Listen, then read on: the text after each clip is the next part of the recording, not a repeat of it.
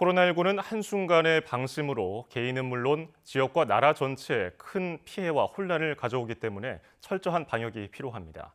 나라별로 방역을 강조하는 온도차가 있는데 방역을 위해서라면 인권 침해는 물론 생명까지도 앗아갈 수 있다는 이른바 방역 철권 국가들을 이어진 기자가 둘러봤습니다.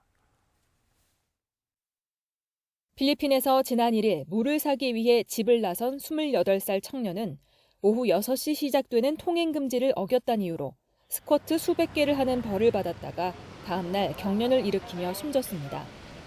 필리핀에서는 통금을 어기는 사람을 개 우리에 가둬놓고 뙤약볕 아래 앉아있게 하는 등 다양한 방법으로 처벌하고 있습니다. 앞서 두테르테 대통령은 봉쇄 기간에 문제를 일으키면 사살할 수 있다고 국민을 위협하기도 했습니다. I will not hesitate to order to shoot you. So let this be a warning to all. Follow government at this time because it is really critical that we have order. 비슷한 체벌이 이뤄진 인도에서는 지난해 이동 금지령을 어긴 주민을 경찰이 폭행해 숨지게 한 사건이 잇따르며 비난이 일기도 했습니다. 확진자 4명만 나와도 도시 전체를 봉쇄할 정도로 엄격한 방역 조치를 취하는 중국에서는 올해 초 2천만 명이 넘는 인구를 집에만 머물게 하는 금종령을 내리기도 했습니다.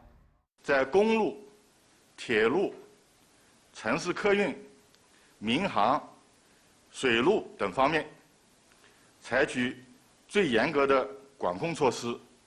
또 중국에선 고의로 코로나19를 퍼뜨리면 최고 사형에 처한다는 법원의 경고가 나오는가 하면 방역 대책에 실패한 지방 관리들은 여지없이 쫓겨나는 방역 공안 통치가 계속되고 있습니다.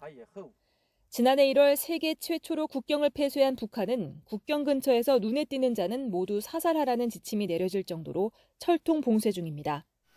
국정원은 북한이 접경 지역 일부에 지뢰를 묻고 비상방역법에 코로나19를 잘 관리하지 못한 간부는 사형 선고도 가능하도록 규정했다고 설명했습니다.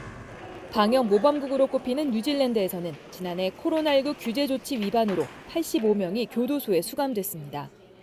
유죄 판결을 받은 460명 가운데 20%에 가까운 수치입니다. 타이완은 자가격리 규정을 위반한 한 남성에게 우리 돈 4천만 원에 해당하는 벌금을 물리기도 했습니다. YTN 이여진입니다.